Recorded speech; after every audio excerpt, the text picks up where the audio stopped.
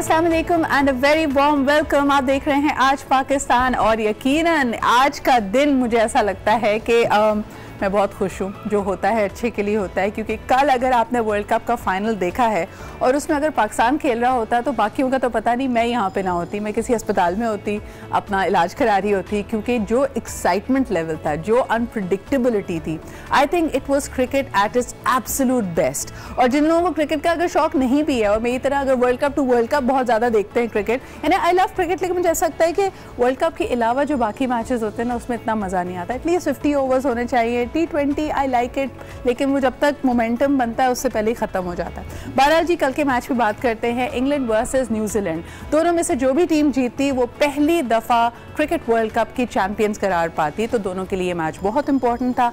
England के सामने पहली दफ़ा था कि वो पहुँचे थे जनाब अली, ये पहली दफ़ा नहीं, 92 के बाद पहली दफ़ा था कि वो वर्ल्ड कप में पहुँचे हैं और उसके फाइनल्स में पहुँचे हैं। And of course home ground था तो प्रेशर शदीद था, लेकिन एक पॉइंट पे लगा कि इंग्लैंड ये मैच हार गई है। I still remember it was 9 runs needed from 3 balls and अचानक से एक छक्का लग जाता है। That sixer changed it entirely for New Zealand. लेकिन मुझे पर्सनली समझ नहीं आया कि हुआ क्या है। आपको हम अभी सुपर ओवर के हवाले से भी एक वीडियो दिखाएंगे जो हमने रिपोर्ट बनाई है, और उसमें आप भी गेस कीजिए कि व्हाट इज़ हैपनिंग। और personally I feel it's a tie. मुझे नहीं लगता कि इंग्लैंड कल का वर्ल्ड कप जीती है, वो यकीनन ये एक टाई था, क्योंकि अगर आप देखें 50 ओवर हुए थे।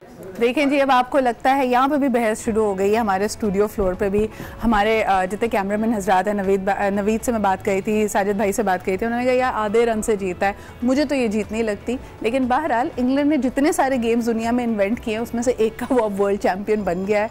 एंड चैम्पियन होता है, चाहे आप आधे रन से कहें, इतने सी हार के हैं। I feel really bad for the Kiwis and I think कि इंशाल्लाह ताला किसी अगले वर्ल्ड कप में वो ज़रूर जीतेंगे, but this was really too close. आपको एक चैम्पियंस के हवाले से भी हमने रिपोर्ट बनाई है।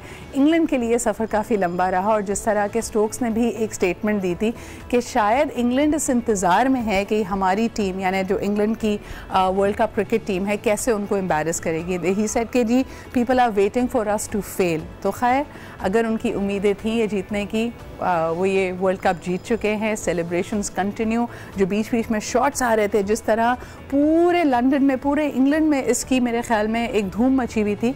आप देख सकते हैं कि ट्रफाल्गर स्क्वायर के बीच में शॉट्स सिखाए जाते थे, जहाँ पे बड़ी स्क्रीन पे एक बहुत बड़ा हुजूम इस मैच को देख रहा था। तो definitely it was an exciting day to be in England. आइए आपको दिखाते हैं कि वर्ल्ड चैम्पियन बनने के बाद इस टीम के क्या तासुरात थे।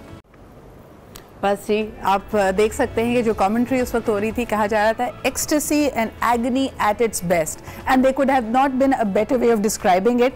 वाकई एक तकलीफ से हम गुजर रहे थे सारे के सारे, और एक्साइटमेंट ऐसी थी कि मैं वाकई बार बार शुक्र अदा कर रही थी कि अगर इस वक्त यहाँ पे पाकिस्तान होता या कोई और देसी हमारी टीम होती ना, अगर इंडिया भी होता, बांग्लादेश भी होता, हालत हम सबकी और मज़ीद ख़राब होती। पर it was cricket truly at its best. I think we thoroughly enjoyed it. लेकिन कल एक और स्टेटस में देख रही थी हमारी ड्रामा इंडस्ट्री के, एक नाम नहीं लेना चाहूँगी, उन्होंने कहा कि जी ये वर्ल्ड कप ख़त्म हो तो हमारा घर चले।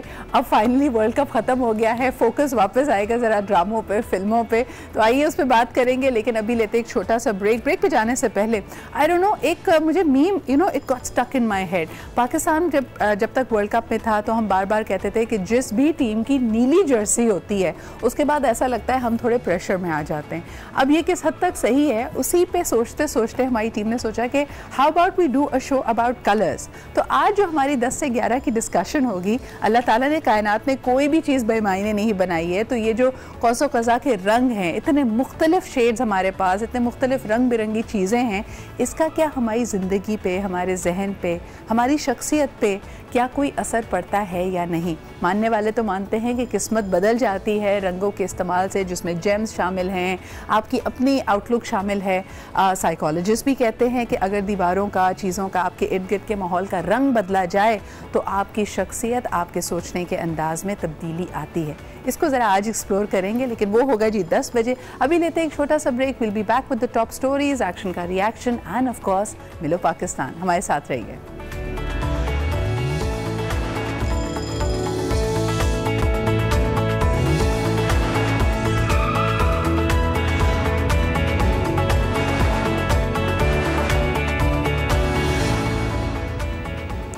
And welcome back. आप देख रहे हैं आज पाकिस्तान। सबसे पहले एक बड़ी ही अफसोसनाक खबर ये है कि हमें 4 और मज़ीद केसेस रिपोर्ट हुए हैं ऑफ पोलियो इन पंजाब।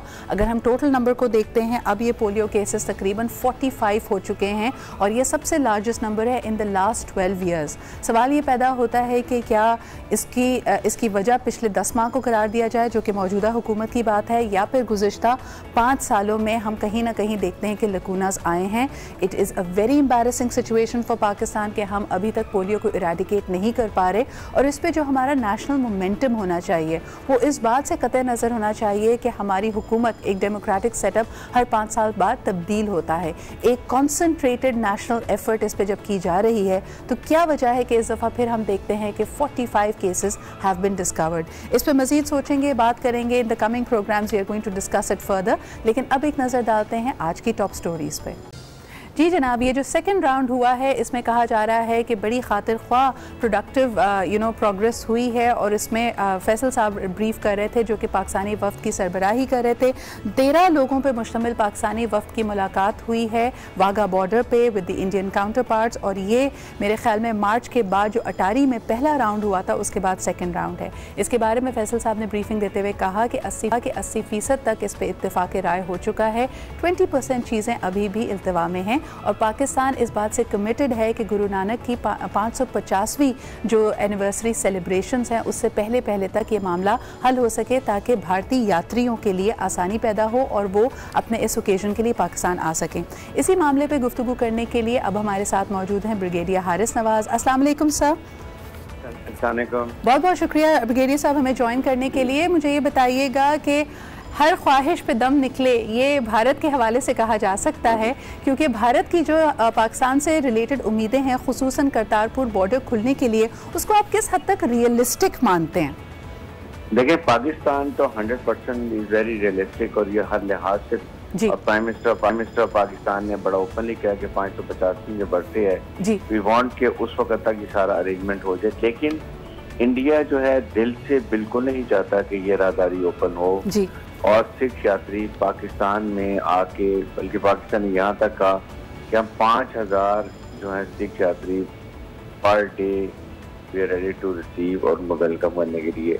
लेकिन ब्रिगेडियर साहब, अभी जो कहा जा रहा है कि जो सेंसिटिव एरियाज हैं वो यही है कि नंबर ऑफ पिलग्रिम्स क्या होंगे, इसके अलावा उनको कितनी करेंसी लाने की इजाज़त होगी, उनकी ट्रांसपोर्टेशन और दूसरे मामला। मैं इंडिया की एक्सपेक्टेशंस की लिस्ट देख रही थी, उन्होंने कहा कि वो इस तरह इसको डिज़ाइन करना चाहते हैं कि 5000 यात्रियों को हर महीने इजाज़त दी जाए कि वो करतारपुर आ सकें, वहाँ पर विज़िट कर सकें। इसके अलावा स्पेशल ओकेजन्स पे 10,000 भारतीय यात्रियों को पाकिस्तान आने दिया जाए। इसके अलावा कहने का मतलब ये भी है कि इंडिया चाहता है कि वीज़ा और परमिट बार कोई ना हो, इवेंचुअली एप्लीकेशन प्रोसेसिंग फ़ी भी कोई ना हो, और उसके अंदर टाइम भी कम से कम हो।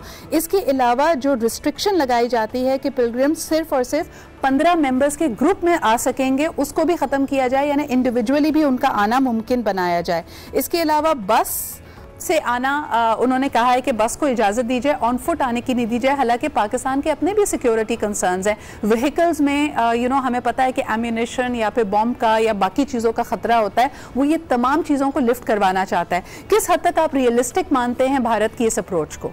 देखें, ये बिल्कुल अनरियलिस्टिक है, और यही प्रॉब्लम है जिसकी वजह से इंडियन जान की कोई ना कोई ऐसी डिले टैक्टर डालता है कि ये कंप्लीट ना हो सके। अदरवाइज जो पाकिस्तान ने बड़ी सिंपल पॉलिसी थी कि लोग पैदल भी आ जाएं, 15 के ग्रुप में आएँ, और उसके बाद सिंपल एक चिट दी जाए और वो वापस चले जाए, लेंथी प्रोसीजर वीज़े के बिना पड़े जाए। लेकिन इंडिया की कोई ना कोई कोशिश है कि इसको डिले किया जाए। इसलिए लास्ट ईयर उनके इलेक्शन थे जिसमें उनको मजबूरन अनाउंस करना पड़ा बहुत से वोट लेने के लिए कि हम बनाएंगे, तैयार हैं, लेकिन किसी हालत में वो नहीं चाहते कि पाकिस्तान से सिख बरादरी का ज़्यादा इंटरेक्शन हो, पाकिस्तान से गुडविल हो और पाकिस्तान का बहुत ज़्यादा तादाद में आ सकें। ये वजूहत हैं जिसकी वजह से इंडिया इतनी बस में लाने के लिए इससे बहुत प्रॉब्लम्स होंगी। इसमें सबसे बड़ा सिक्योरिटी इशू है जो पाकिस्तान चाहता है कि लोग वहाँ से पैदल आएँ, आराम से अपनी जो भी उनकी आके विजिट करना चाहते हैं गुरु बाबा नानक को आएँ, विजिट करें और फिर वापस चले जाएँ। लेकिन इंडिया की यही कोशिश है कि इस पर डिले करें, और वो इसमें पूरी कोशिश कर रहे हैं कि इसको डिले किया जाए। लेकिन पाकिस्तान में जो उम्मीद है कि पाकिस्तान की तरफ से कोई भी ऐसी बात नहीं है जो हम ये कहें कि जिसकी वजह से डिले हो सके, बल्कि काफी हद तक इंडियन बातें 80% हम मान भी चुके हैं। तो लेट्स होप कि ये कंप्लीट होता है।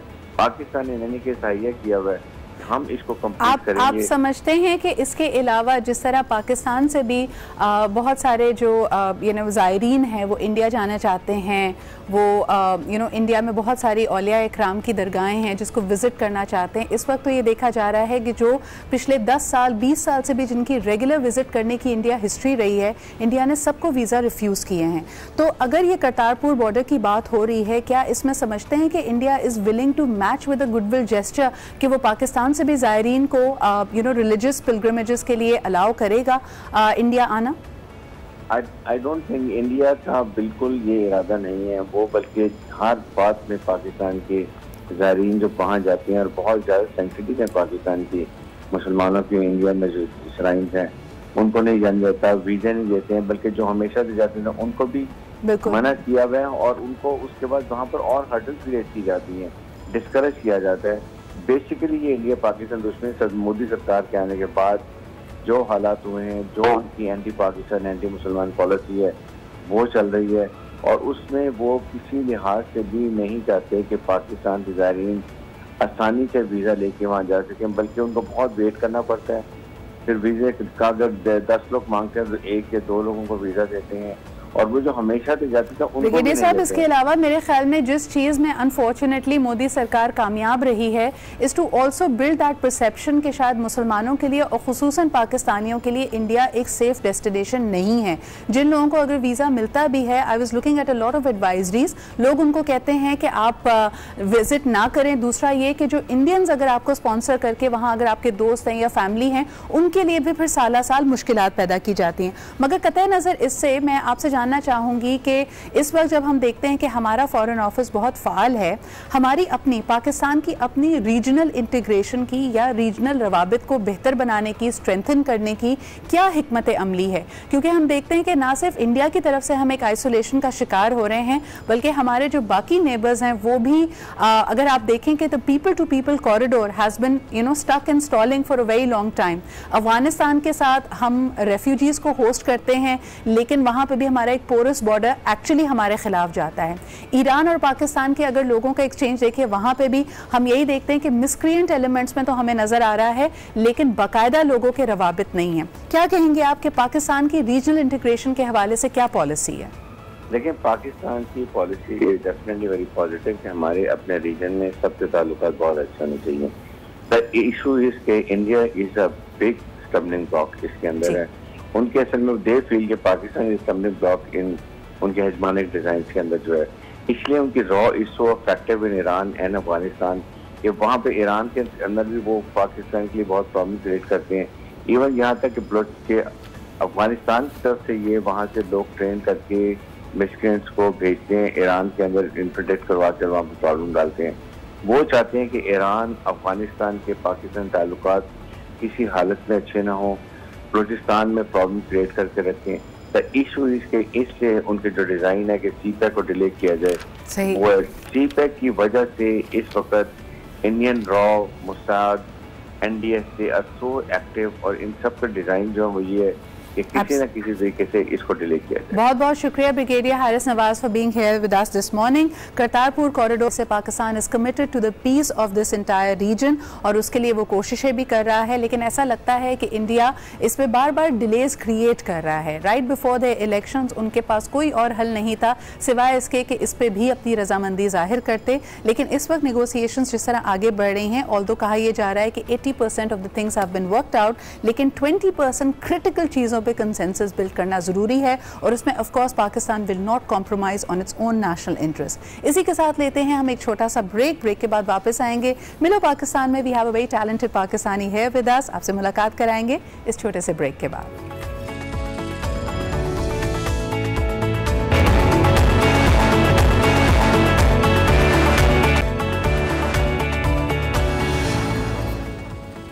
And welcome back. आप देख रहे हैं आज पाकिस्तान। मिलो पाकिस्तान में हम आपको आज बताना चाहेंगे कि जब भी हम बात करते हैं अंडरसर्व्ड एरियाज़ की, it's very difficult to relate to the kind of challenges they have. यानी उनकी तर्ज़ ज़िंदगी से उनके जो मसाइल हैं, हमारा डिस्कनेक्ट इतना ज़्यादा होता है कि कभी कभार हम इमेजिन भी नहीं कर सकते। एक मिनट के लिए सोचिए कि आपको जो आपकी ज़रूरत की अशिया हैं उसके लिए आपके पास कैश ना हो, अगर आपके पास पैसे ना हो उसको ख़रीदने के लिए, और आप वाकई उस ज़माने में चले जाएं जब आपके पास अगर गंदम है, चावल है, या आपने अपने घरों में अगर बकरियां पाली हुई हैं, उसका इस्तेमाल करना पड़े आपको अपनी ज़रूरत की अशिया लेने के लिए। ऑफ कोर्स जिनके पास कैश होगा और उनको पता है कि आपको कैश की ज़रूरत है, तो जो रकम सेट की जाएगी वो उनकी मर्ज़ी की होगी। That really takes away a lot of your power. आइए आपको दिखाते हैं कि यही वो मसाइल हैं जो हमारे अंडरसर्व्ड एरियाज़ में हैं, लेकिन इसी में से निकला एक बहुत ही innovative solution. Let's take a look at that. हमारे साथ मौजूद है Faryal Salahuddin. She is the CEO of goats for water. तो इस दफ़ा क्योंकि हम बकरा ईद के बहुत करीब हैं, मैं चाहती थी कि फरियाल इस वक्त आएँ और आपसे इस बारे में बात करें, क्योंकि लुक एट इट, आप जो कुर्बानी का जानवर ख़रीद रहे हैं, आपको लगता है कि ये चंद पैसों की बात है। अगर ये सिर्फ पैसों की बात होती तो सोचिए कि इनकी ज़िंदगी में कोई तब्दीली नहीं आ सकती थी। What a company does is, ये इनसे बाकायदा गोट्स ख़रीद कर इनको जो पैसे देती हैं, उसकी वजह से इन कस्बों में, इन देहातों में बाकायदा इस तरह की तब्दीली आ रही है कि वहाँ पे सोलर पैनल्स या फिर पानी, जो भी उनकी ज़रूरत है उसको पूरा किया जा सके। बहुत बहुत शुक्रिया for being here. Can you tell us a little more about this wonderful idea? Sadra, thank you so much for having me. We are really excited to be here, especially around Eid time. तो basically idea बड़ा simple है, and what we do is कि जो house holds specially गांव में जिनके पास पैसों की, कैश की कमी होती है, we enable them to use their livestock like money. So literally they are paying us in goats. We are connecting them to solar companies. They can buy solar water pump, solar home lighting systems, and we then take the goats as payment. We give the companies cash, and then we sell the goats at times like this, which is for Eid. So that is the idea behind it. तो मुझे बताएं, जिस तरह हम अपने rewards point में points जमा करते हैं और हम कहते हैं कि जी फलाना, अगर आप उन पॉइंट्स के बदले शॉपिंग करना चाहेंगे तो उन पॉइंट्स में आपको 2 लाख पॉइंट्स पे एक फ्रिज आप खरीद सकते हैं, मिसाल के तौर पे। तो उसी तरह अगर एक सोलर पावर पंप लेना है तो उसके लिए कितनी बकरियां देनी पड़ती हैं? तो जब हमने शुरू किया था ये काम, तो उस वक्त सोलर पंप्स भी काफ़ी महंगे होते थे. सही. तो जब हमने पहला पंप लगाया था, कुछ 40 बकरियां, 200 घर का गांव था, उन्होंने इकट्ठे करके about 40 goats. Now we've actually found cheaper alternatives, so now it's gone down to 15 goats. सही. Which is pretty easy for कोई भी गांव में 15 जानवर इकट्ठा करना रिलेटिवली आसान हो गया है. और ये कौन से इलाकों में ज़्यादा काम हो रही है? Working in Sindh? We are working in Sindh and we are doing the pilot in Tharparkar. We were very lucky to have found partners there. Thardeep एक इदारा है and they really helped us. After that we have now built our own team. We also recently got a bit of funding from the Cartier initiative which has been really helpful. Then we are working with WHH, which is a German NGO, and they have also given us a bit of seed funding to really take the model forward. And the idea is so simple, yet at the same time it's so innovative. यानी जब हम कहते हैं ना कि किसी भी मसले का हल आपको उसी environment में मिलता है और वहीं से कनेक्ट करना चाहिए. पर फरियाल, when you talk to these women, ख़ास तौर पे जो उनका लाइफ स्टॉक होता है उसका ख्याल घर की ख़वातीन रख रही होती हैं, और फिर हम देखते हैं कि इस तरह जैसे कुर्बानी का वक्त जब करीब आता है तो मर्द हज़रात जाके उसको सेल करते हैं. Now are you in another way also empowering the women, because उनका भी तो डिसीजन होता होगा in collecting the livestock and getting it to you? Right. Actually for the women it affects them in 2 ways. Okay. एक तो ये है कि घर का जो भी पानी का इंतज़ाम होता है वो औरतों और बच्चियों की जिम्मेदारी होती है. So until they have a pump, the women and the girls वो 4-4 घंटे चल कर जाती हैं one way to collect water, and that's a limited amount of water which they use really carefully, but once the pump is installed, that time is saved, right? That labor is saved. That is a huge benefit. Secondly, yeah, you're right, कि women take part in rearing of the animals. तो ये जो औरतें होती हैं इनको access करना market एक बड़ा मसला होता है. now we are basically sending our agents to their homes to be able to collect the goats, to collect the animals and take them to market for them. यानी जो एक्सप्लॉयटेटिव को यानी जितने भी एंडेवर्स हो सकते हैं बीच के अंदर, चाहे मिडलमैन हो जो आपसे लेन देन के मामले में एक तरह से ज़्यादती कर रहा है क्योंकि उसको पता है कि आपकी ज़रूरत है जिसको वो एक्सप्लॉयट कर सकता है, या फिर घर की ख़वातीन को you need a man to take it to the market के वहाँ पे जाके क्योंकि ख़वातीन खुद नहीं जा सकती। कितना एक एम्पावरिंग इनिशिएटिव है जब ख़वातीन खुद ये फैसला करें कि उनकी घर की ज़रूरत क्या है। May be they need a solar electricity panel है या उनको पानी की ज़रूरत है, जो भी चीज़ उनको चाहिए एजेंट घर आता है, उनको बताता है कि कितनी बकरियों के थ्रू वो ये चीज़ ले सकती हैं and they actually go for it. मुझे बताएं कि so far how many beneficiaries have benefited from this idea? We have about 17,000 people Wow. that have gained access to water. Achha. And now we are aiming for about 7,000 households, which if you multiply that by 8, that's about 5,600 further, 56,000 households I think further. even if a single person is affected और उसकी ज़िंदगी में ये बदलाव आता है कि आप खुद देखें कि 4 घंटे की मुसाफत करके एक शख्स पानी कलेक्ट करके अपने घर की ज़रूरत के लिए लेके आता है और फिर बड़े इस्तेमाल करने में यानी आहिस्ता आहिस्ता उसको इस्तेमाल करता है, बड़ा केयरफुली इस्तेमाल करता है। You are making the entire process the life so much easier. But Faryal, इसमें जो सबसे इम्पोर्टेंट लिंक है for this idea to work is of course जैसे अब ईद का वक्त आया है तो people should be able to access जो आप लोगों ने लाइफ स्टॉक जमा किया है उसको जब तक लोग नहीं खरीदेंगे तो आपका cash flow of course this cycle needs to continue growing. तो मुझे ये बताइए, मेरे व्यूअर्स को ये बताइए कि where can we get these goats so that we also pay our little bit, हम भी इस कार्य खैर में इस इनिशिएटिव में कंट्रीब्यूट कर सकें। एब्सोल्युटली। सो बेसिकली देखें हर ईद पर every house hold like I know कि जब हम when we used to go out and buy goats, right? These goats which we are selling are special, right? They are not the goats के हम एक जगह जमा कर रहे हैं, उनको रेज कर रहे हैं कि हम ईद पर लाकर बेचेंगे। No, these are goats that have been used by the farmers to use as payments so that they can get these assets, right? So we are offering 3 products this year. We can deliver the goat to you to your house in Karachi. Sahi. Right. We can also we are trying to do a partnership with Sailani to be able to do your qurbani for you at Sailani. यानी सैलानी के पास जो supply आ रही है life stock की वो आपके through आए। Exactly. Exactly. And the third thing that we are doing, which actually is the most impactful, is that we say कि instead of slaughtering the goat, you can gift a goat. एक live जानवर आप gift कर दें to a household in the village which has 0 assets, जिनके पास कोई जानवर नहीं है, because even in the villages like it is here. So in other words, लोग आपको पैसे दें और अगर आपने ये डिसाइड किया है कि हम एक ऐसे हाउस होल्ड जिनके पास कोई और ज़रिया माश नहीं है या उनके लिए वो एसेट बहुत असासा बहुत इंपॉर्टेंट हो सकता है, हम आपको पैसे देंगे और वो गोट रादर देन कि उसकी कुर्बानी हो या किसी और को वो जाए, आप किसी घराने को वो लाइफ स्टॉक दे देंगे। जी बिल्कुल। So what we do is कि वी मेक स्मॉल हर्ड्स, जैसे 4-5 बकरियां जमा की, हमें we have a whole list of households के इन घरों में ये एक बेवा है, यहाँ का जो आदमी है ही इज़ नॉट वेल, वो काम नहीं कर सक रहा, so we then give these herds to those households. बिल्कुल। And then within a few months they are able to make money off of that. And they can perhaps support themselves. Like अगर उस घर में छोटे बच्चे हैं, अक्सर उस बकरी का दूध काम आ जाता है उन बच्चों के लिए। It is a really important initiative. एक दफ़ा फिर मैं सब लोगों को बताना चाहूँगी, you can actually reach out to Faryal and her team on Goats for Water.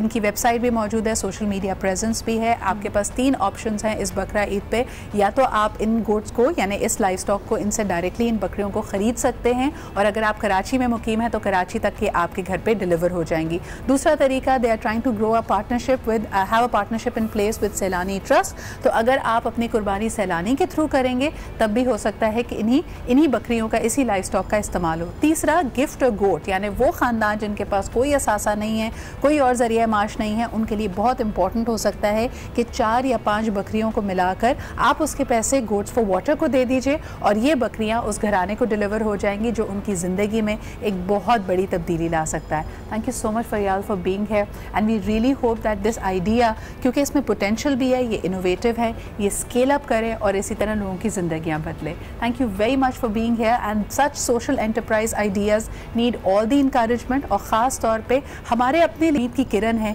कि हमारे पाकिस्तान में कुछ ऐसे लोग भी हैं जो कम्युनिटीज़ के बारे में इतना कंपैशनेटली सोचते हैं and they are putting these initially बड़ा डिफ़िकल्ट होता है ऐसे किसी भी दूर दराज इलाकों में रवाबित कायम करना, पार्टनरशिप्स इन प्लेस लेके आना, but you have gone the whole 9 yards, so congratulations for that and thank you very much for making time for my show. इसी के साथ बढ़ते हैं जी एक ब्रेक की तरफ। ब्रेक से वापस आएंगे। मैंने कहा था कलर्स, आज मैंने भी बड़ा धड़कता भड़कता पीला पहना हुआ है, इसी पे बात करेंगे। कलर्स का आपकी शख्सियत, आपकी ज़िंदगी पे क्या असर पड़ सकता है? क्या ये सिर्फ कपड़ों और जेम्स की बात है या फिर जिन रंग की चीज़ों को हम खा रहे हैं, अल्लाह ताला ने फलों को भी अलग अलग रंग का बनाया है, इससे हमें क्या फ़ायदा हो सकता है? All that and more in today's show right after a short break.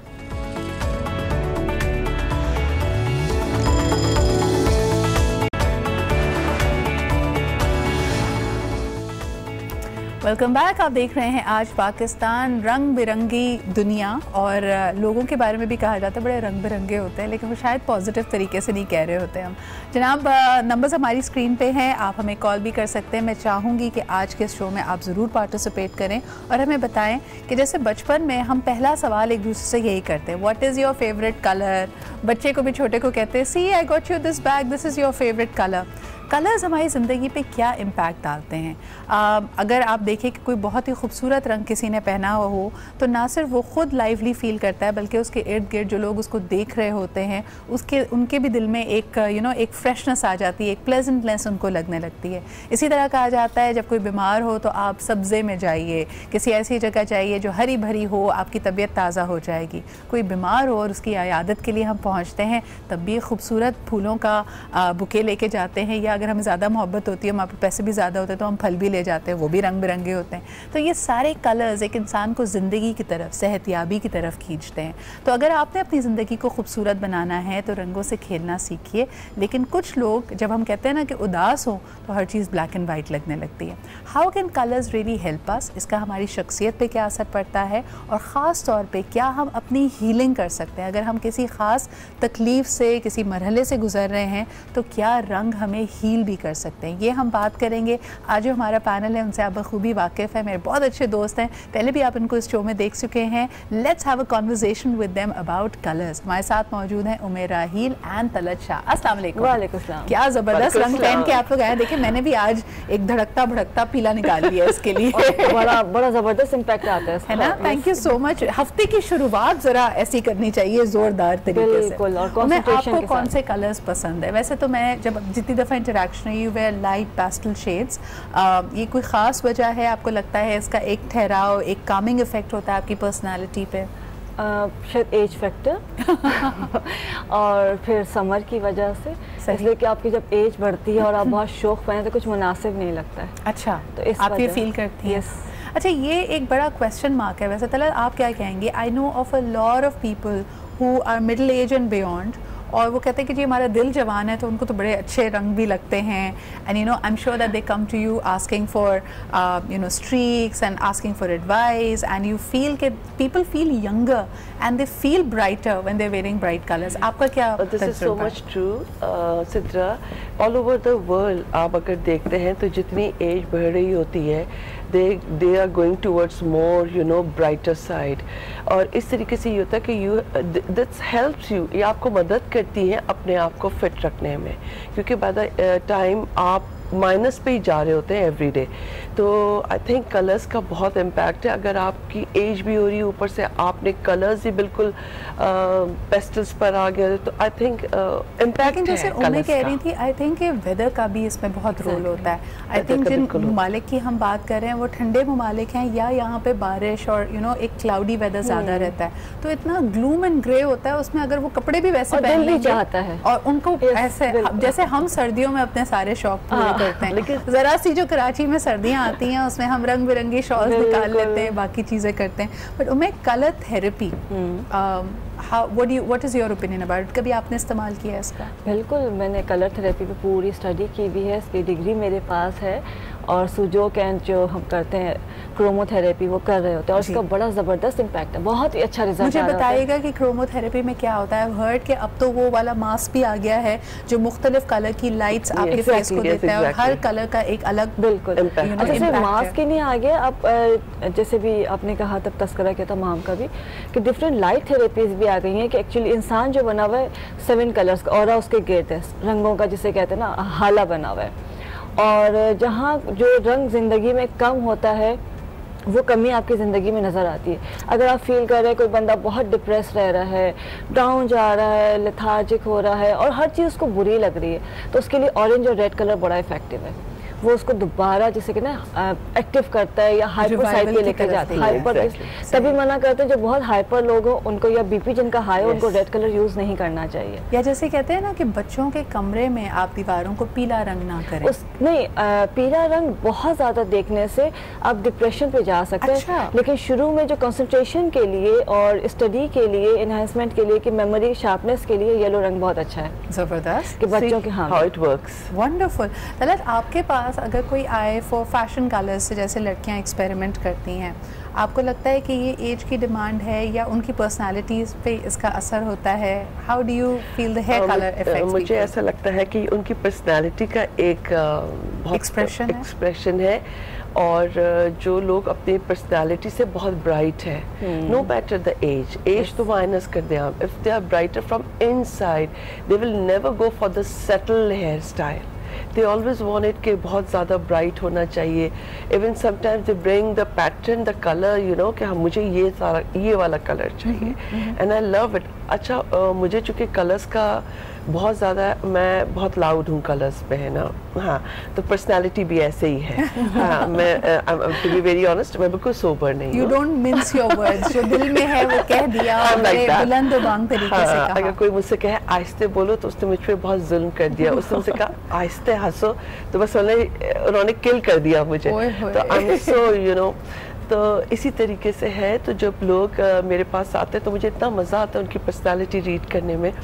और मैंने अपने अंदर जो एक चीज़ फील की है, जब मैं कोई बहुत सेटल काम कर रही होती हूँ, बहुत सोबर काम कर रही होती हूँ, आई फील माई सेल्फ कि मैं एक ना अनजाने उससे गुजरी हूँ, स्ट्रेस आई डोंट नो मैं क्या नाम दूँ। डिटैच्ड, यानी आपको लगता है कि ये शायद आप हैं ही नहीं, you're just going through the motions में? नहीं, मुझे ऐसा लगता है कि मैं कर रही हूँ और इंशाल्लाह बहुत अच्छा होगा, लेकिन शायद मेरी इतनी मर्जी इसमें शामिल नहीं है। हाँ। और जब मेरे पास ऐसे क्लाइंट आते हैं वो कहते हैं we need greens and blues and there दो आगे की स्ट्रैंड्स पिंक कर दिया, उस वक्त मेरी एनर्जी लेवल होता है मैं लिटरली हाइपर हुई एंड एंजॉय सो मच। फौरन तेज मेरा साउंड भी लग जाता है, कॉफ़ी का भी 2 ऑर्डर हो जाता है और तलशान आप you are a rock star inside. आपको पता है ना, आपको ये बात पता होनी चाहिए कि you are a rock star. और आपके पास जितने लोग हैं, अगर आपको कलर से खेलने का शौक है, you want that vibrant you know fresh look to life, तो please contact Talat for your hair. लेकिन उमें आज हमारे पास कुछ रेगुलर सवाल भी आए हुए हैं। मैंने जब ये कल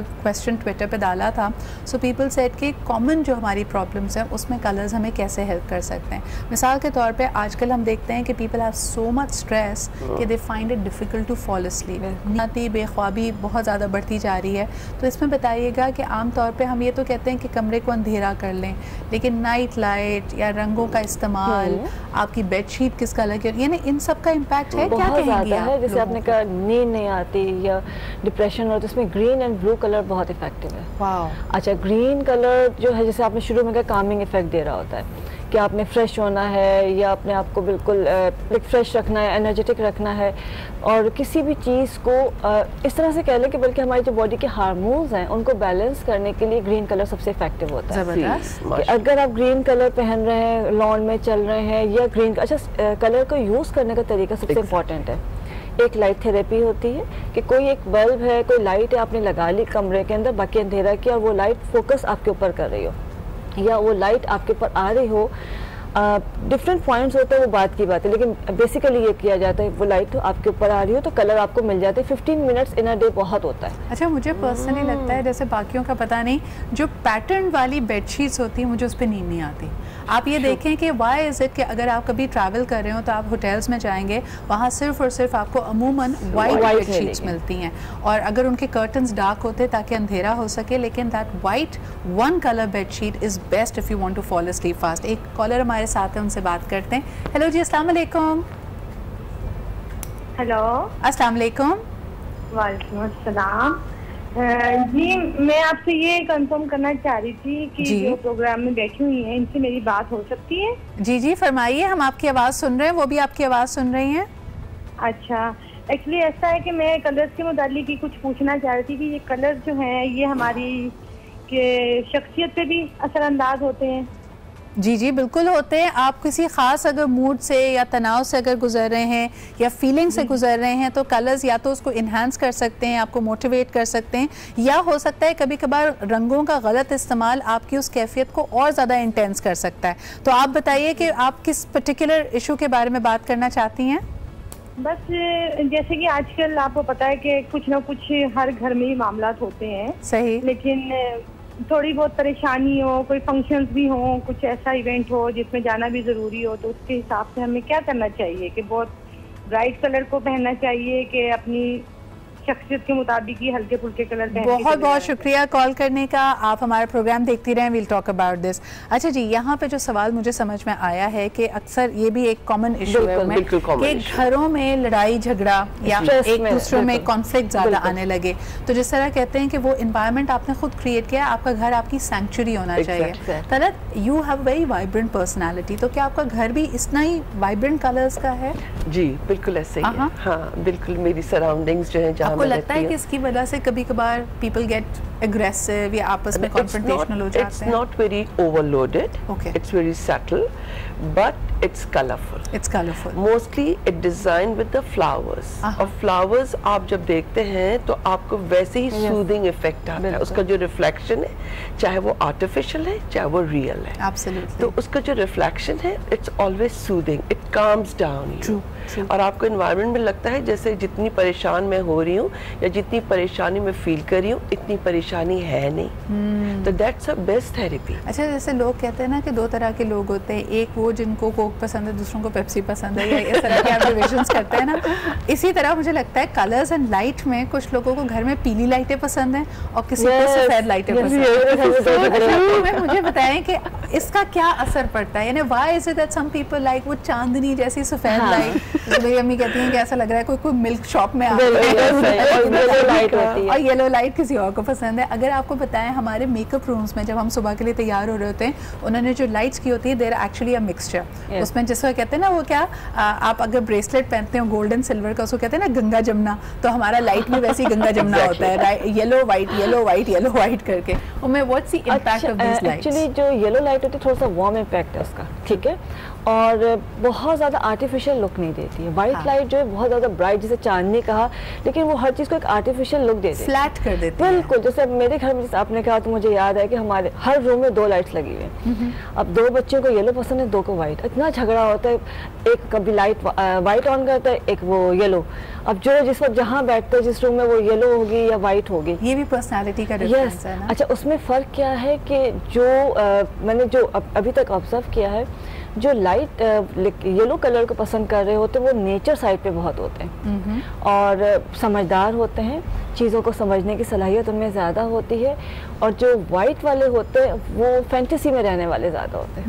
मैं मेरे जैसे लोग, अच्छा मेरे लिए ज़रूरी होता है वाइट वाला पर्सन जिसकी कोई हद नहीं तलत। मेरे कमरे में हर दीवार पे लाइट होना ज़रूरी है। I like a very bright room, and मेरे ज़्यादातर मेरी पसंद होती है कि सॉलिड्स में ना, कि एक सिंगल कलर हो। मेरी बेडशीट सारी अलग पेस्टल्स में होगी, ज़रा सा कोई बड़े फूल वाली बेडशीट हो, मुझे रात को नींद नहीं आए इस दिन तो। बट उनमें एक और जो सवाल हमारी कॉलर ने किया कि अगर घर में कॉन्फ्लिक्ट्स बहुत ज़्यादा, लड़ाई झगड़े बहुत ज़्यादा हो रहे हों, तो कहीं ना कहीं कोई डिस्ट्रप्शन है, उसको हम कलर्स के थ्रू कैसे सूट डाउन कर? बिल्कुल, जैसे पहली बार आपका सेट बना हुआ है, ये बड़ा ज़बरदस्त है। अगर आपका जो लिविंग एरिया है, लिविंग रूम है, लाउंज जिसे कहते हैं, वो डिफरेंट वाइब्रेंट कलर्स में होना चाहिए। एक वहाँ पे फील होनी चाहिए, एक लाइवली फील होनी चाहिए, ठीक है, वार्म, इसी कि वहाँ पे बैठ के आप डल और सोने लगे तो कोई फ़ायदा नहीं। वहाँ पे हर चीज़ इतने शार्प और कलर्स ऐसे होने चाहिए कि आपको मज़ा आए। दूसरी चीज़ क्या होती है कि जब मर्द घर में आता है तो वो थका हुआ होता है, उसको सुकून चाहिए होता है। ठीक है, लॉन्ज में तो वो एंजॉय करता है, अच्छा शोर है घर में बच्चों का, उसमें क्या उसके मूड को रिलैक्स करने के लिए, उसको खुश रखने के लिए पिंक कलर बहुत इफेक्टिव है। बट आदमियों को तो पिंक बिल्कुल पसंद नहीं उनको होता। पहनाना थोड़ी, आपने पहन के उनके सामने जाना। अच्छा उनको तो कलर नजर आना चाहिए। तो उसमें ये नहीं है कि आपने उनको पिंक पहना दिया, वो सिर्फ उनको नजर आना चाहिए, कहीं ना कहीं उनके सामने कोई पिंक चीज रख दें, कुछ फ्लावर्स रख दें, तो वो पिंक जो है उनका गुस्सा जो है उसको ठंडा करेगा, उनका मूड अच्छा होगा। अच्छा, ये तो बड़े राज की बात बताई है, बड़ी मजे की टिप बताई है। पहले तो आप बताएं। अच्छा, इस पे मुझे जहन में आया कि अगर आप किसी को कभी पसंद करते हैं तो ऑब्वियसली लड़कियों को, खवातीन को फूल बहुत पसंद होते हैं, बट मर्द हजरात कहते हैं कि एक पहले जमाने में कहा जाता ना कि पीला गुलाब नहीं देना, फिर भी कंफ्यूज होते हैं वाइट, पिंक और रेड के बीच में। इनके क्या अलग अलग मतलब हैं? अगर आपको कोई वाइट रोजेस दे इसके बदले कि आपको रेड रोजेस दें, तो ये कुछ अलग इशारा दिया जा रहा होता है। मुझे इनका, क्योंकि कलर्स मेरे लिए सारे एक ही अहमियत के हामिल हैं, मैंने कभी इनको अप एंड डाउन ग्रेड नहीं किया, तो मेरे लिए वो पिंक भी उतने ही ज्यादा अहमियत रखता है जितना रेड लगता है। लेकिन देने वाले की, एक्चुअली देने वाले की पर्सनालिटी इसमें रिफ्लेक्ट करती है। Some of the people they are very वो कहते हैं ना, बहुत ढक छुप के अपनी मोहब्बत का इज़हार, they will never give a very bright maroonish rose, अच्छा, ये भी आपको बताते चलें कि ये तमाम कलर्स, ये तमाम सिंबलिज्म जो होती है टू कल्चर वैरी करती है। मुझे अच्छी तरह याद है कि in a corporate event we had a lot of foreign delegates coming in, तो वो ये देख के बड़े परेशान थे कि उस दिन जो हमारी सारी सजावट थी, बिकॉज कॉर्पोरेट कलर था, हमने कहा सोब्राइटी की तरफ होना चाहिए, सारे फ्लावर्स, सारे रोजेस हमने सफ़ेद रखे थे। एंड इंटरनेशनली अगर देखा जाए, यूरोप में, अमेरिका में वाइट रोजेस फ्यूनरल्स में इस्तेमाल होते हैं, तो ये एक बड़ा कॉन्फ्लिक्ट होता है। इसी तरह अगर हमारे यहाँ देखे शादियों में मैरीगोल्ड का, गेंदे का, रोजेस का बहुत इस्तेमाल है। इस पर भी बात करेंगे कि क्या वजह है माइयों वाले दिन लोग पीला पहनते हैं या बसंत हम सेलिब्रेट करते हैं। पूरी दुनिया में दुल्हनें सफ़ेद ड्रेस पहनती हैं, पाकिस्तान में बड़े सफ़ेद में लाल पहनती हैं, ईरान में हरा पहनती हैं। इस पर ज़रा बात करेंगे जी एक छोटे से ब्रेक के बाद।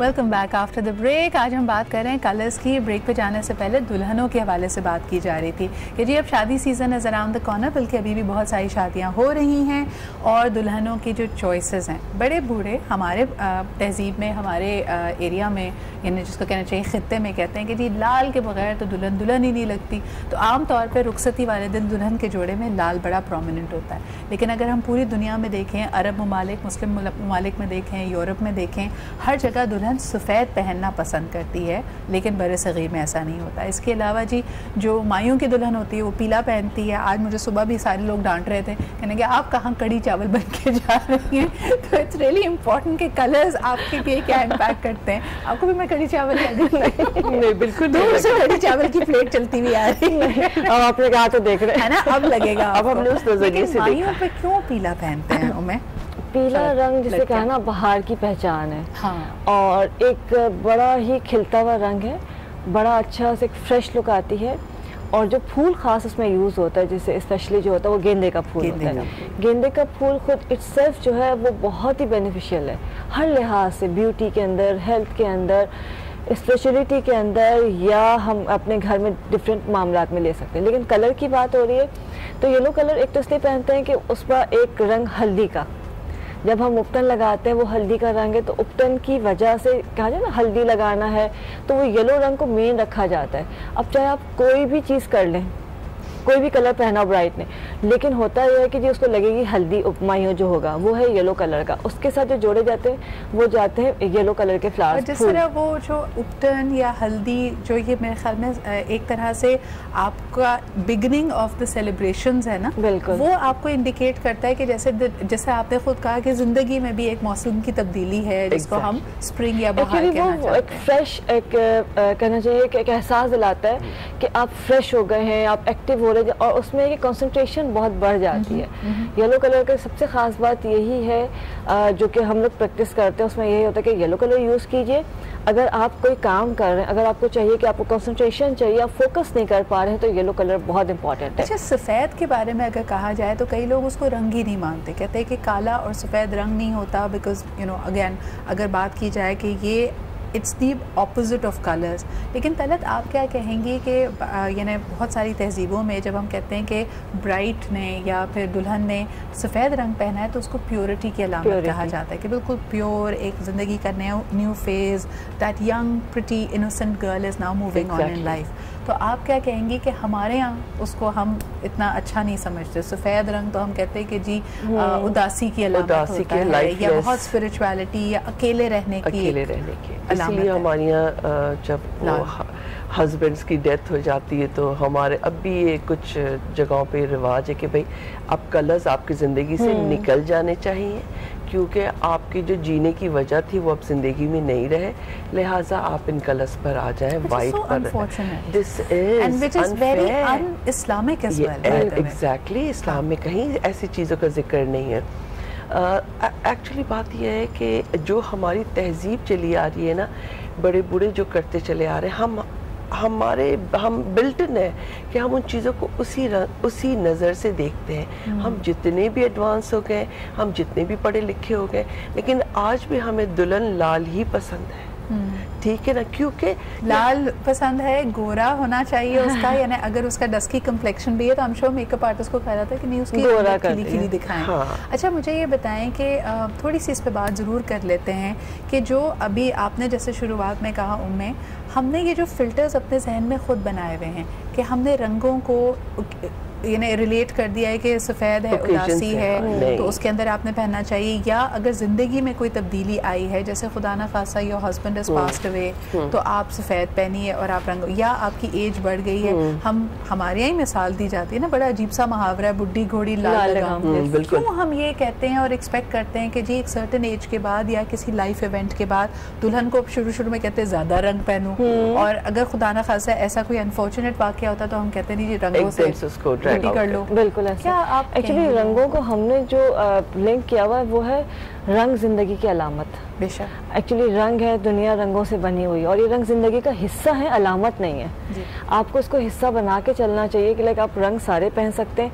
जहाँ तक ये बात है एज की बात है या हम उसको कहते हैं मौसम की बात है, वो हम देख के इस्तेमाल करते हैं। आप सोचा तेज़ तपती हुई धूप में रेड कलर पहन के नहीं जा सकते, या कोई बहुत ही शार्प कलर ऑरेंज कलर पहन के निकलेंगे या नियॉन कलर पहन के निकलेंगे तो एकदम खुद भी अजीब सा लगेगा और देखने वाले को भी बुरा फील होगा। तो उसमें ये होता है कि जो पहन रहे हैं एटलीस्ट देखने वाले को बुरा नहीं लगना चाहिए। लेकिन उनमें इस बारे में क्या कहेंगी, इसमें भी तो कल्चरल ओरिएंटेशन आती है ना? बिल्कुल। जैसे हम मिसाल के तौर पे अगर किसी लड़की का रंग बहुत खूबसूरत सांवला है और लेकिन हमने अपने जहनों में बनाया हुआ है कि अब जी इसको ब्राइट कलर नहीं पहनना चाहिए, आप देखें क्या पहन के लगेंगे। अफ्रीका में जहाँ जिनका डेस्की या एबनी यानी एक्चुअल उनका कम्प्लेक्शन है, वो देखें कि वो हर रंग पहनते हैं, वो ज्यादा ब्राइट रेड कलर तो बहुत शौक से पहनते हैं। मैंने यही देखा है कि जिनके कॉम्प्लेक्शन ज्यादा डार्क है उन्होंने सबसे ज्यादा नियॉन शेड्स लगाए होते हैं, उनकी लिपस्टिक्स बिल्कुल रेड वाइट रेड होती है। दूसरा हमारे ब्रदर भी कहूँगी, नेबर्स भी कहूँगी, हमारे इंडिया में इतना ब्राइट कलर पहना जाता है और जितनी उनकी एज बढ़ती जाती है वो लोग इतने ही ब्राइटनेस की तरफ जाते हैं। एक्चुअली रंग आपको ज़िंदा रखने में बहुत मदद करती है। मेरा अपना ख्याल ये है और आई थिंक ये है कि रंग आपकी ज़िंदगी को ना, आपकी ज़िंदगी को ज़िंदा रखते हैं। मतलब आप डल नहीं हो जाने चाहिए। हाँ। ऐसा ना हो कि अब सिर्फ वाइट कलर इस्तेमाल करते करते ज़िंदगी से हर एहसास ही ख़त्म हो जाए, कि थोड़े रंग जो है वो बहुत ज़रूरी हैं। मौसम देख लें, आप इवेंट देख लें, कोई भी है वो देख सकते हैं, लेकिन ये मकसद नहीं है कि अगर एज ज़्यादा है तो आप रेड कलर पहन नहीं सकते, या ऑरेंज कलर आप पे अच्छा लगना चाहिए और उसको कैरी करना आना चाहिए, सबसे कैरी करना आना चाहिए, और हर वो चीज़ जो आपको कॉन्फिडेंट बनाती है, आपको वो आप पहन तो आप क्या पता नहीं कैसा लग रहा है, आप खुद कॉन्शियस हो रहे हैं। तो फिर जैसे for the longest I could never put on a red lipstick. मेरे मेकअप आर्टिस्ट से मेरी हर तीसरे चौथे दिन लड़ाई, उसने कहा जी रेड लिपस्टिक लगाएंगे, मैंने कहा नहीं, वो मुझे पर्सनली लगता था it doesn't go with my personality. फिर आहिस्ता आहिस्ता उसने एक आध दफ़ा मुझे एक्सपेरिमेंट कराया तो मुझे भी अच्छा लगा। लगता बट थोड़ा बात करना चाहेंगे काले रंग के हवाले से भी। कुछ लोगों को ये रंग बहुत पसंद है।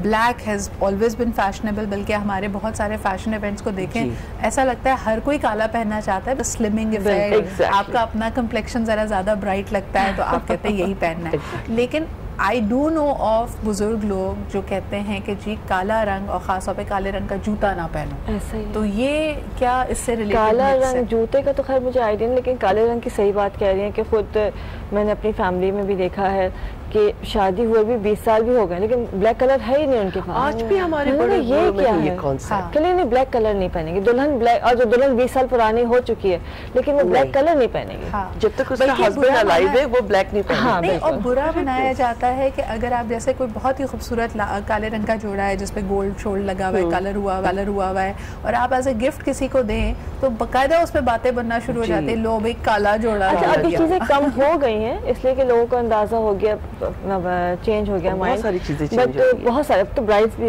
दुल्हनें भी पहन रही हैं। कुछ लड़कियां हैं जो शौक से पहनती हैं कि अपने वलीमे में या रुखसती के अंदर वो ब्लैक कलर कॉम्बिनेशन के साथ इस्तेमाल करिए। बहुत रेयर है बट है सही। लेकिन जो पुराने लोग हैं वो उसको अभी भी बुरा समझते हैं। एक ब्लैक और एक वाइट दुपट्टा, हाँ, ये तो ये जहेज में भी नहीं देते, जहेज में तो रखने ही नहीं देते, बिल्कुल नहीं देना है जहेज में, और बाद में भी नहीं पहनना है। वो उनके वहम आ जाता है। हमारा बस वो कल्चर माइंड से है, वो उससे जुड़ा हुआ है। ब्लैक कलर जो है सोक से जुड़ा हुआ है, वाइट कलर सोक से जुड़ा हुआ है, तो अगर रख देंगे तो मतलब क्या कहना चाहिए कि कम इल्मी या जहालत ही कहेंगे इस तरह से कि वो बुराई में आ जाएगा। हालांकि आप अगर जेम देखें, थोड़ी सी बात हम जेम्स की कर लेते हैं। अल्लाह ताला ने रंग बिरंगे, इसको कहना चाहिए कि प्रेशियस एंड सेमी प्रेशियस, इंसान की नज़र में जो ये पत्थर हैं, ये जेम्स हैं, इनकी भी अपनी एक तासीर बिल्कुल है। बिल्कुल और इसके बारे में बात करते हैं एक छोटे से ब्रेक के बाद। लेकिन जिस तरह कहा जाता है कि every day has a colour associated as well. जिस तरह मंडे आज की अगर बात की जाए तो इसका असल जो लफ्ज़ निकला है ये मून डे से निकला है। तो अगर आपने सफ़ेद पहनना है या पर्ल्स पहनने हैं जो कि मून से डायरेक्टली लिंक्ड है, उसके लिए बेहतरीन डे मंडे तस्वुर किया जाता है। बाकी दिनों के हवाले से भी क्या कलर्स हैं और कौन से स्टोन्स उस पर बात करेंगे एक छोटे से ब्रेक के बाद।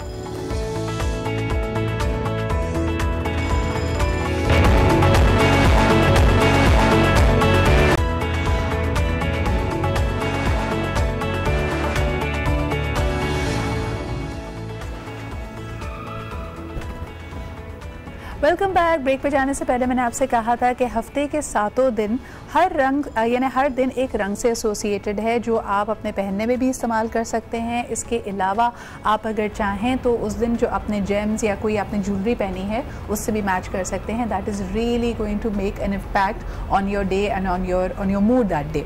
तो जी मंडे जिस तरह मैंने कहा था कि मून डे से निकला है तो सफ़ेद रंग आप इसमें इस्तेमाल कर सकते हैं। जेम्स की अगर बात की जाए तो आप इसमें मून स्टोन, सिल्वर या फिर पर्ल्स का इस्तेमाल कर सकते हैं। आगे बढ़ते हैं। मंडे की अगर बात की जाए, मंडे मार्च से एसोसिएटेड है और नहीं सॉरी ट्यूसडे मार्च से एसोसिएटेड है तो इसका रंग है रेड।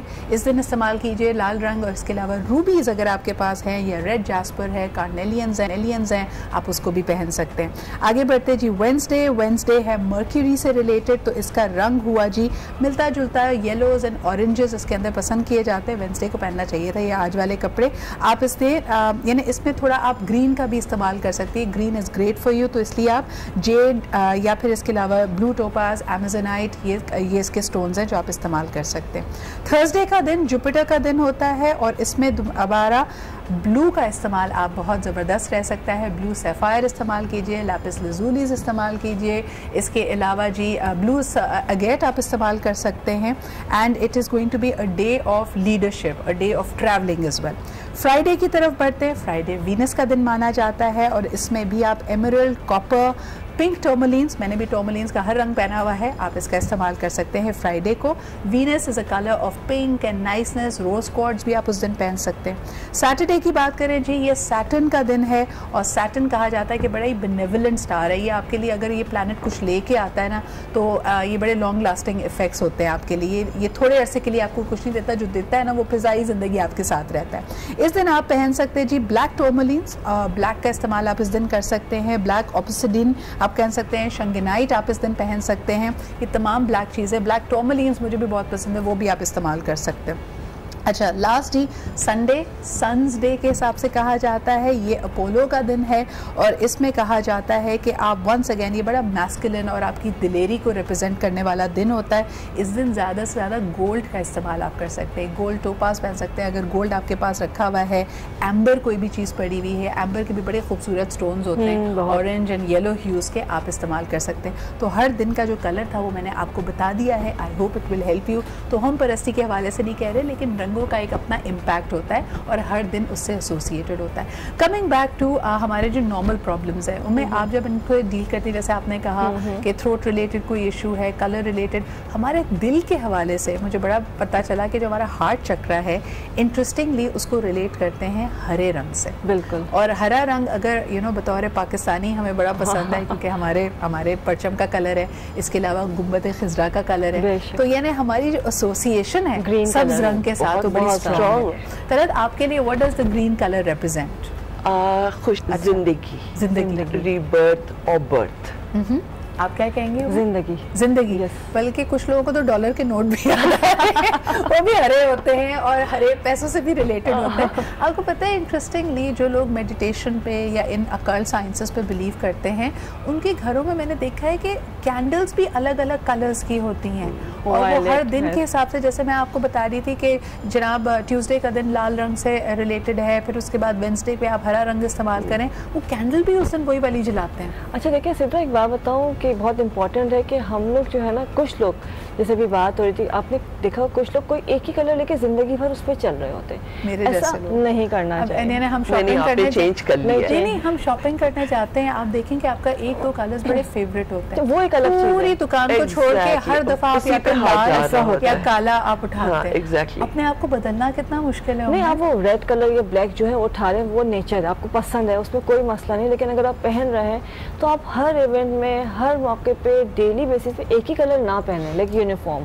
अच्छा, आपके लिए कभी ऐसा हुआ है कि घर का कोई ऐसा मेंबर जिसके लिए शॉपिंग करना बहुत मुश्किल है, कि आपको पता ही नहीं है, आपने ज़िंदगी उनके साथ गुजारी है? जैसे मेरी बहन है, उसके लिए मैं कभी शॉपिंग नहीं कर सकती क्योंकि मुझे समझ ही नहीं आता कि उसको कौन सा रंग पसंद आएगा। मेरी अम्मा। आपकी अम्मी तो क्या करती हैं आप? पकड़ नहीं, एक्चुअली कुछ नहीं करते, हमें पता है जो भी लेके जाएंगे उन्होंने उसको ले जाके चेंज करवा लेना। हाँ, तो रसीद के साथ दे दो। आई थिंक ये एक और वजह हो गई है, कुछ लोग ऐसे होते हैं, they are never satisfied with anything. One of my sister is like that, वो जितनी शॉपिंग करके लाती है, एवरीबॉडी नोज कि ये पूरा bundle will going to be replaced tomorrow. अच्छा, मुझे बड़ी इंटरेस्टिंग चीज़ तलत इस दफ़ा ये लगी कि हमने सारी चीज़ों की बात की है, लेकिन जो क्रॉकरी और प्लेट्स हैं वो भी मुख्तलिफ रंगों की हों। जैसे मिसाल के तौर पे मैं काले मग में चाय नहीं पी सकती, मुझे लगता है कि चाय का रंग ही बदल जाता है।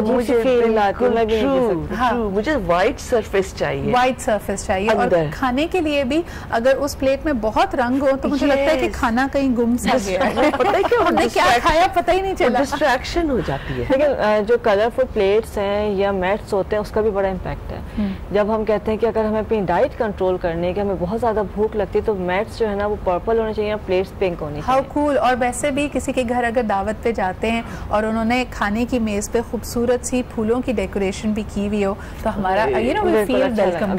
Thank you so much Umme, thank you so much Talat for being here and for being such a ray of hope for all of us. ये कलर्स हमें चेयर अप करते हैं, इनके बारे में जितना मालूम करें उतना कम है। आपसे कल तक के लिए इजाज़त, कल फिर मुलाकात होगी, अपना ख्याल रखें और इसी तरह रंगों में हंसते बसते रहें। अल्लाह हाफ़िज़।